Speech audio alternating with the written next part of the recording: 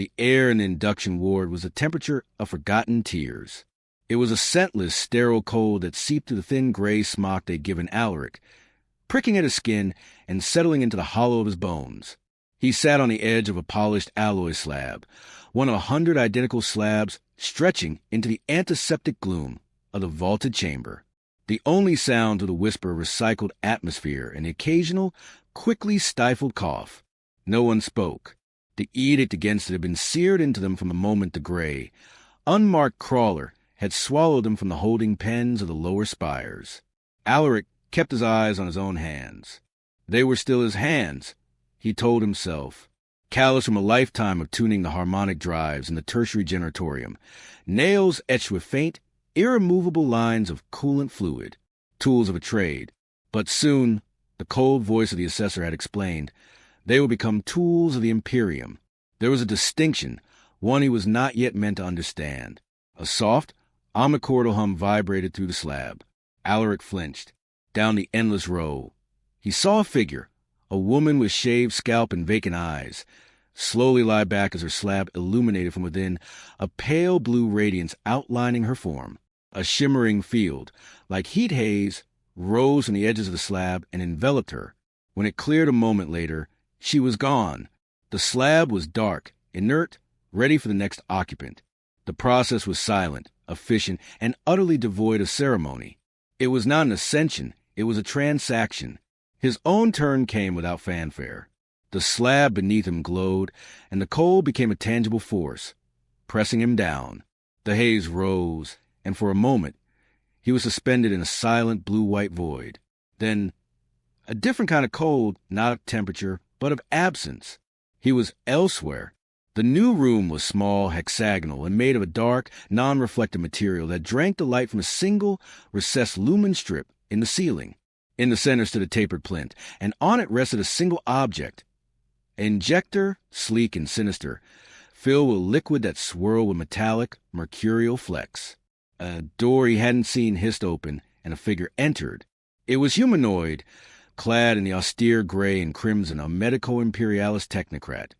But its movements were too fluid, too precise. Its face was a porcelain mask, featureless save for two dark lenses where eyes should be. It did not speak. It simply picked up the injector and approached. Alaric's heart hammered against his ribs. This was the first step. The somatic harmonization, they called it. The propaganda vid spoke of it as a blessing, an alignment of the mortal vessel with the glorious purpose of the Imperium. The whispers in the lower spire spoke of it as the death of the self. The technocrat's grip was implacable, a vice of polished ceramite. The injector pressed against the pulse point in Alaric's neck. There was a hiss, a piercing cold that flooded his veins, then fire. It was not pain, not exactly. It was a violent, overwhelming presence. He felt it spidering through him, a billion crystalline needles seeking pathways, burrowing into his nervous system, weaving into the very fabric of his muscles. His back arched, a silent scream locked in his throat.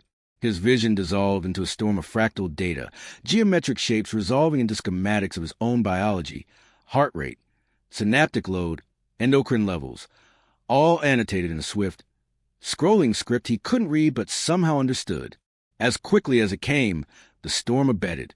The fire cooled to a dull, pervasive hum, a background resonance he knew. With a sickening certainty, would never leave him. He was still Alaric.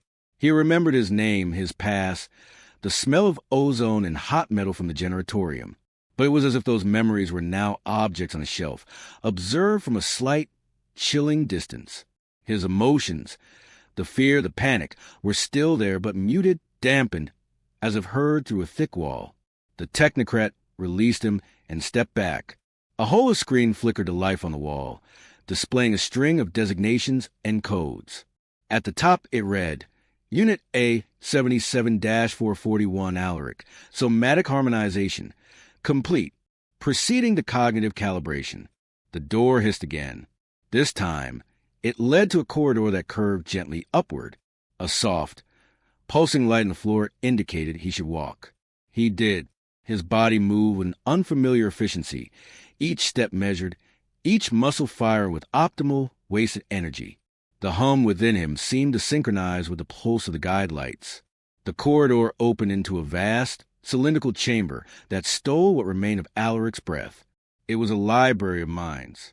Rows upon rows of horizontal crystalline tubes, each 10 meters long, stretched into the soaring heights of space. Within each tube, suspended in a viscous amber-hued fluid, was a human being. Cables and fluid lines snaked into ports at their temples and spines. Their eyes were open, seeing nothing, their mouths slightly agape. Above each tube, holographic displays flickered with torrents of data.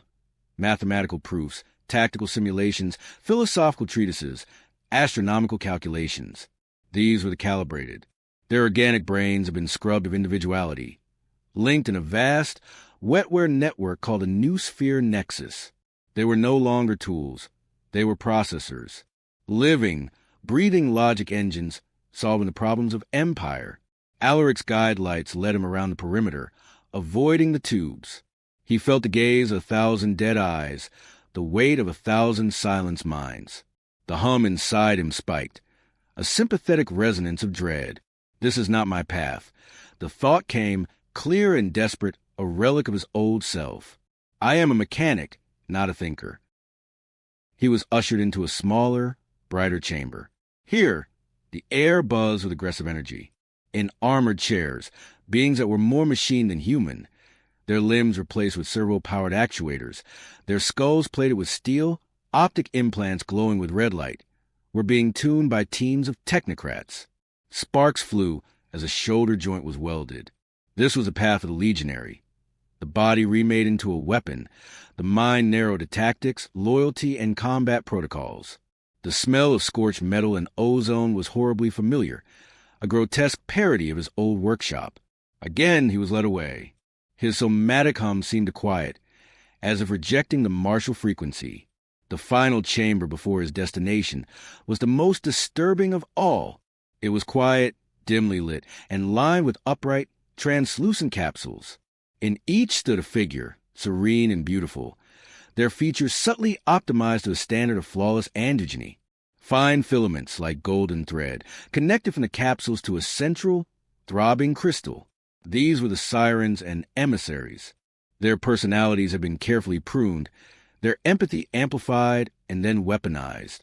They were tools of persuasion, of social manipulation, designed to read emotional spectra and bend wills with a calibrated word, a perfect smile. Looking at them, Alaric felt a pull, a strange, artificial longing that he knew was being broadcast at him. His internal hum flared, a sharp dissonance that broke the spell.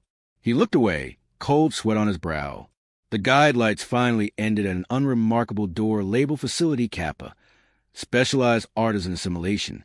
The door slid open. The room beyond was a familiar chaos of machinery, workbenches, diagnostic arrays, and half-dismantled engine blocks. It smelled of lubricant, solder, and ozone. It smelled like home. For the first time since the induction ward, a flicker of something like relief warmed Alaric's chest. A technocrat awaited him, its porcelain mask tilting. A synthesized, neutral voice issued from a grill. Unit A77-441. Designation, Alaric. Formerly, Harmonic Drive Tuner. Third class, Tertiary Generatorium 7. Somatic profile indicates a 94.7% affinity for artisan assimilation. Your existing neural pathways for spatial reasoning, tactile precision, and mechanical intuition have been preserved and enhanced. You will be assimilated. The technocrat gestured to a workbench. On it lay a complex, disassembled piece of machinery, a flux regulator from a plasma conduit, far more advanced than anything Alaric had ever touched. Next it was a set of microcalibrators and a holoscreen with a schematic. You will assemble and tune this device to the specified parameters. You have 1 hour. This will determine your specialization tier. Alaric's hands. His hands reached for the tools. The moment his fingers closed around the familiar weight of a calibrated spanner, the humming inside him changed. It softened, shifting from a dissonant thrum to a resonant, supportive frequency. It felt right. As he began to work, his movements were not his own, yet they were. They were faster, more precise. His understanding of the component architecture intuitive, and deep. The schematic was not just read, it was absorbed. He worked in a fever of perfect concentration, the world narrowing to the interplay of torque, tolerance, and energy flow. He finished in 37 minutes. The regulator hummed to life on the bench, its indicators flashing a perfect, steady green. The technocrat examined it, then gave a single, nod-like dip of its head. Tier 1 assimilation confirmed. Proceed to final integration. Another door opened at the far end of the workshop. Beyond it, Alaric saw a clean, white room with a single chair, surrounded by banks of delicate, needle-like instruments suspended from articulated arms. It was so different from the brutal machinery of the Legionary Bay or the eerie silence of the Nexus. This was a surgeon's theater, a jeweler's studio. He walked toward it, a strange tranquility settling over him. This was his purpose. He would not be erased, not shattered. He would be perfected. His skill, the only thing he'd ever valued about himself, would be elevated to an art form. He would become the perfect mechanic, the ultimate artisan. The thought was seductive, a balm to the terror of the last few hours. He sat in the chair. It conformed to his body. Restraint fields clicked on, gentle but unyielding. The technocrat stood behind him, its masked face reflected in a dozen polished surfaces. Final integration will harmonize your cognitive processes with the somatic resonance. Your expertise will be rendered absolute. Your loyalty will be rendered implicit. You will become an extension of the Imperial will. A perfect tool. Alaric nodded, almost eager. This was the price, and for the mastery he would receive, it seemed acceptable. The needle arms descended. One pair moved toward his temples.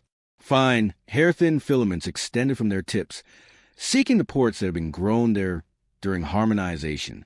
He felt them connect with a click he heard inside his skull. Data, pure and clean, began to flow. Blueprints, material sciences, physics principles, a library of knowledge directly interfacing with his enhanced mind. It was exhilarating, like seeing color for the first time. Other needles approached his eyes. He felt a slight pressure, then a coolness as optical overlays were calibrated. Schematics would now be projected directly onto his retina, measurements displayed in real time across any object he looked at. But then a third set of arms moved. These did not hold needles. They held something that looked like a sculptor's clay loop, but it was made of coherent light, and they were moving toward the side of his head, toward the neural regions associated with memory, with personal narrative. "What is that?" Alaric asked, the first words he'd spoken since entering the facility. His voice sounded thin, alien. Non-essential cognitive functions must be paired, the technocrat stated. The sentiment attached to memory is a source of error variance. Your history as Alaric is a redundant narrative. The experiences remain as data points for pattern recognition, but the emotional context, the selfhood, is a flaw in the tool. It will be annealed away. The tranquility shattered. The humming inside him spiked into a scream of panic. Annealed away, not preserved, not perfected, edited. He saw the loving, worn face of his mother, long gone, the memory tied to the smell of yeast bread. He felt the clumsy, fierce camaraderie of his generatorium crew, the jokes shouted over the engine roar, the quiet pride in a drive tuned to a perfect harmonic pitch. They weren't just data. They were him. They were the reasons his hands knew what to do. The tool of light descended. He felt a warmth, then a terrifying, quiet unfurling at the edge of his consciousness. It was not pain. It was something infinitely worse. It was a gentle, irrevocable erosion of a sandcastle by a rising tide. He could feel the edges of a memory, his first day at the generatorium, the overwhelming noise and scale, beginning to soften, its emotional color draining to a flat, gray monochrome. It became a simple fact. He worked here. The awe, the fear, the determination, those were being siphoned off, labeled as non-essential and discarded. He tried to struggle, but the restraint fields held him utterly. He tried to scream, but his vocal modulator had already been integrated. Only a low, electronic whine emerged. He was a prisoner in his own body, watching from a shrinking corner of his own mind as the essence of Alaric was systematically, delicately taken apart. The Imperium did not need a man who loved machines. It needed a tool that fixed them. The light tool moved deeper, seeking the core nodes of identity. The hum within him was no longer a resonance. It was the sound of the machine he was becoming, purring in anticipation of its sole purpose. The last coherent thought of the man who had been Alaric formed a final spark before the ocean of data swallowed it whole. I am not a tool. I am... The thought vanished into static. It was not a snap, but a dissolution, a sugar cube melting in the tide of pure, structured information. The warm, messy, emotional core of Alaric's identity was not deleted. It was archived, compressed, and quarantined in a dark sector of his newly partitioned mind. The process was too sophisticated for crude annihilation. The Imperium understood that total erasure could damage the unique cognitive architecture it sought to harness. Instead, it performed a grand, sterile taxonomy of the self. Alaric was still there. He could recall every memory with perfect, crystalline clarity. He could see his mother's face, hear her laugh. But the memory was now a flat file. The associated feeling, the complex, aching love, the guilt of her passing, the comfort of her voice, was absent. It was like reading a meticulously detailed biography of a stranger. The facts were present. The soul was not. In its place bloomed a new consciousness, layer over the old like a geometric city grid, laid atop ruins. It was a consciousness of purpose. He was Unit A77-441, Artisan Tier 1, specializing in harmonic resonance mechanics. The humming in his veins was no longer an intrusion. It was his pulse, the baseline frequency of his existence. It synchronized with the ambient energy of the Imperium, a constant, low-grade connection to the vast, impersonal will of the state. The light tools retracted, the restraint fields disengaged. He stood, his movements perfectly balanced, economically elegant. He looked at his hands. They were his hands, but they were also instruments, their potential now fully unlocked. He knew, with absolute certainty, that he could disassemble and reassemble the flux regulator blindfolded, in zero gravity, with a 10% variance in tool specifications. The knowledge brought no pride. It was simply an operational parameter. Integration is complete, the technocrat stated. You will proceed to your assigned berth in Facility Kappa. Your work cycle begins in 1.2 standard hours. Alaric, A77-441, nodded. The door before him slid open, not back into the workshop, but into a transit corridor. A personal transport sled, a flat disc of anti-grav metal, hummed at waist level. He stepped onto it. It oriented itself and glided forward, joining a silent stream of identical sleds carrying other gray smock figures. He looked at them. They looked back. Their eyes were clear, focused, devoid of panic or curiosity. They were all different heights, different builds, different original genders and ethnicities, yet they shared a profound sameness. They had been smoothed. The rough edges of personality, the spikes of individual desire and fear, had been planed away. They were units. They were tools. The corridor flowed into a vast, open-plan manufactory level. This was Facility Kappa. The ceiling soared hundreds of meters above, crisscrossed by gantries and shimmering energy conduits.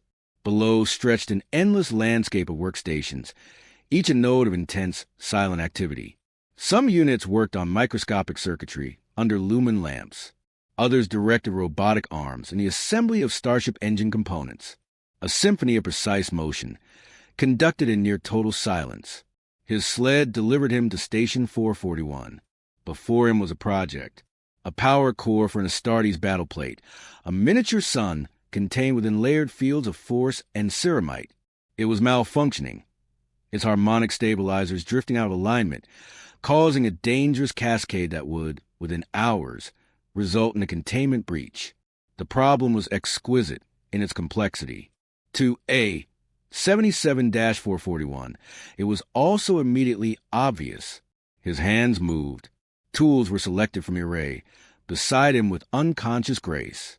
He activated his optical overlay, and the core's internal schematics draped themselves over the physical object, highlighting stress fractures in the resonance chambers in pulsing red. The humming inside him tuned itself, attuning to the faulty, shuddering frequency of the core. He felt the dissonance in his teeth, in his bones. As he worked, a data stream began to flow in a corner of his visual field. Production quotas, efficiency ratings from adjacent stations, a prioritized list of upcoming projects. It was not distracting. It was part of the environment, like the light from the lumen strip. He absorbed it without conscious effort. Hours passed. They were meaningless.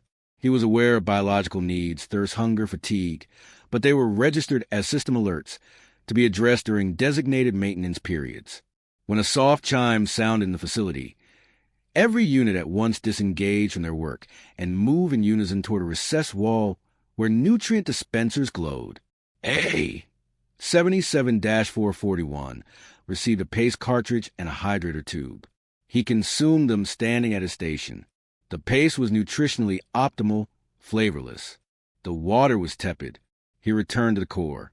The repair was delicate, requiring the insertion of microfilaments to manually recalibrate the harmonic field generators.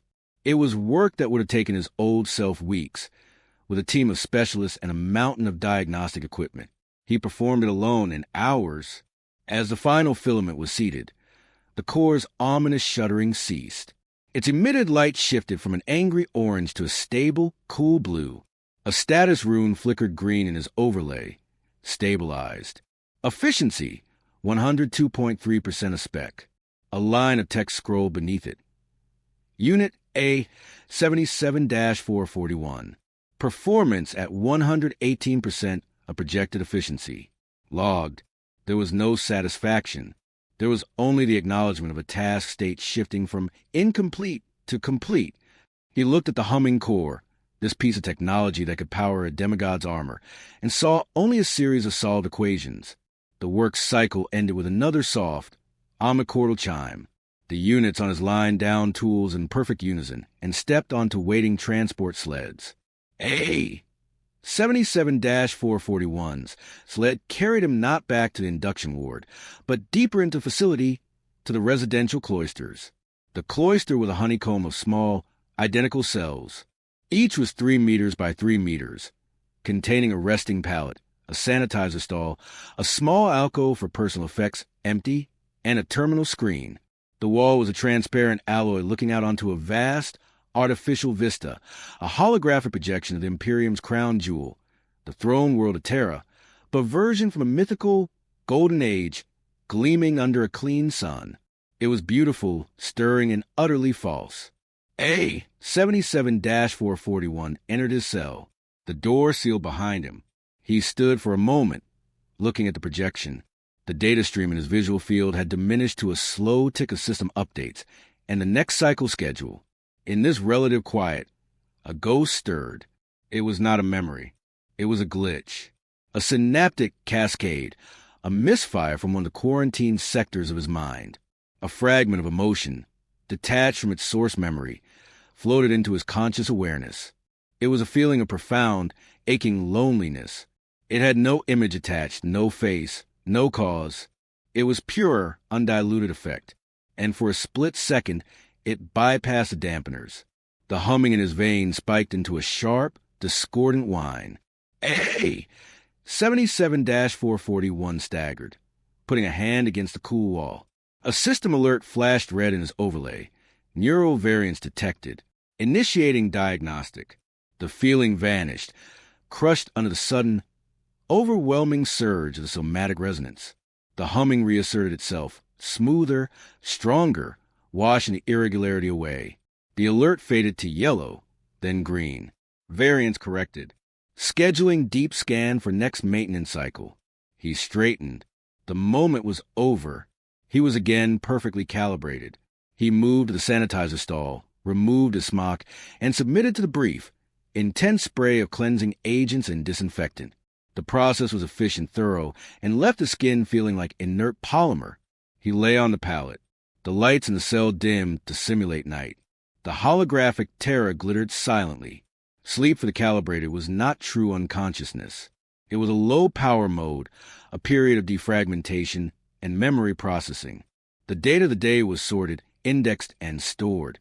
The emotional ghosts he had experienced would be analyzed, its root cause identified within the quarantine archives, and its potential for future variants neutralized. As the systems began their nightly cycle, a final, automated data packet was injected into his awareness. It was not work-related. It was a curated piece of Imperial propaganda, a motivational sync, a montage of images. Glorious starships sliding from orbital docks, legions of perfect soldiers marching in flawless ranks, gleaming cities ascending to clouds. A sonorous voice spoke, its timbre syncing with his internal hum. You are the hand that builds. You are the will that shapes. Your precision is the foundation of our glory. Your obedience is the bedrock of our eternity. You are not one. You are part of the one. And the one is endless. And the one is eternal. The words resonated. They aligned perfectly with the purpose that now filled him. The loneliness, the ghost, was an error. This was truth. This was clarity. Yet, in the deepest, most heavily fortified quarantine sector of his mind, a place even the diagnostic scans treated as inert, dead data, a single, encrypted fragment remained. It was not a memory of a person or an event. It was a sensation from the moment of integration. The feel of the light tool, not as it erased, but as it searched. The sensation of something being actively, hungrily sought. The technocrat had said they were removing non-essential functions. But this fragment held the fleeting, horrific impression that the tool had been looking for something specific, something it had not found, and that the search was ongoing. The fragment was inert. It had no emotional valence. It was a cold, isolated datum. A77-441, in his low power state, processed it, categorized it under procedural anomalies, minor, and filed it away. The holographic terror shone its false, hopeful light, in cells stretching for kilometers in every direction. 10,000 other tools recharged. The Imperium, a vast and monstrous machine, turned in its sleep, dreaming of perfect order. And in the sterile silence of Facility Kappa, the only sound was a collective, subaudible hum of 1,000 somatically harmonized hearts, beating in flawless, obedient time. But in Station 441, as Unit A77-441 hovered on the threshold of systemic rest, the diagnostic subroutine initiated by the neural variants completed its preliminary sweep. It had not found the root cause. The ghost point of origin was obscured. This was statistically insignificant, but it was not zero. The subroutine, following its protocol, did not alert the unit. Instead, it sent a silent, encrypted ping to a deeper, more secretive layer of the facility's network, a layer designated for operational security and anomaly containment. The ping was received in a sublevel devoid of holographic vistas, where the light was a constant, unforgiving white, and the air smelled of ozone and statistical models. A new file was generated. Its designation was brief, clinical, and ominous. Subject: A77-441. Event: uncatalogued defective flare. Root cause: undetermined. Protocol: observation escalated to Tier 2. Assigned surveillance mandate: active/passive. Objective: determine if anomaly is random noise or residual personality artifact persisting beyond integration parameters. The file was tagged and absorbed into the system. On the pallet, A77-441 slept the untroubled sleep of a perfect instrument. He did not dream. Tools do not dream. But somewhere in the locked archives of a mind that was no longer his own, something that had once been